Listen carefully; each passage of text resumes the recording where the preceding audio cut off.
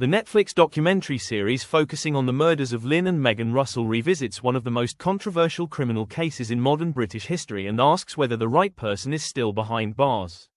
What happened? On the 9th of July 1996, Dr. Lin Russell and her daughters Megan, aged 6, and Josie, aged 9, were walking along a quiet country lane near Chillenden in Kent after a school swimming event. They were confronted by a man who restrained them and carried out a violent attack.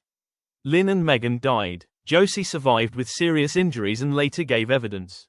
The case shocked the country and became one of the most high-profile murder investigations of the 1990s. The man convicted, Michael Stone, was convicted of murdering Lin and Megan Russell and attempting to murder Josie. His conviction has been debated for years, largely because of the nature of the evidence used against him. The case did not rely on clear forensic links or an eyewitness placing Stone at the scene.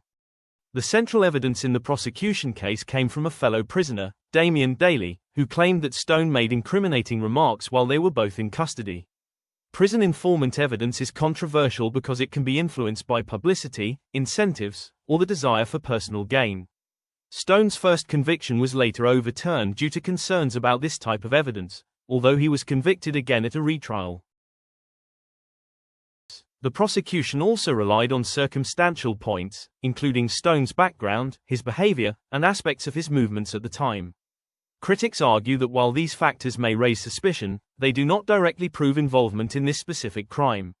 Lack of forensic evidence. One of the most frequently raised concerns is that there was no publicly presented forensic evidence clearly linking Stone to the crime scene. This absence has been a major driver of ongoing doubt. Why some believe it may be a wrongful conviction. Heavy reliance on a single witness.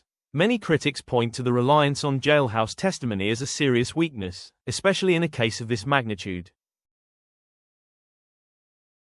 Over the years, journalists and legal observers have highlighted unanswered questions about timings, descriptions, and the overall narrative presented at trial.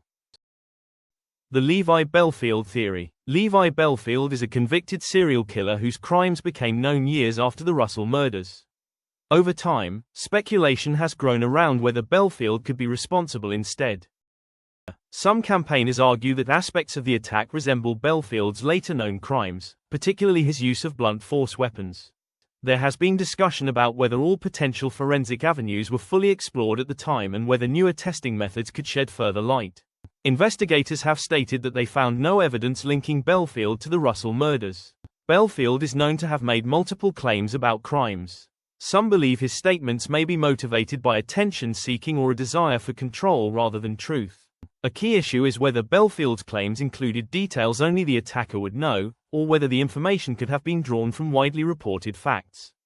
Side-by-side comparison. What led to Stone's conviction? A case built primarily on prison informant testimony and circumstantial evidence, with long-standing criticism over the lack of forensic proof. What points to Bellfield? Claims and alleged confessions, along with perceived similarities in behavior, but without publicly confirmed independent evidence linking him to the scene. Where the case stands today. The reason this case continues to provoke debate is that neither narrative provides complete certainty. It sits at the intersection of a conviction many people still question and an alternative suspect whose claims are difficult to verify. The renewed interest following the Netflix documentary has reopened public discussion, but the legal position remains unchanged. The question that continues to divide opinion is simple but unresolved. Was justice done, or does this case still hold unanswered truths?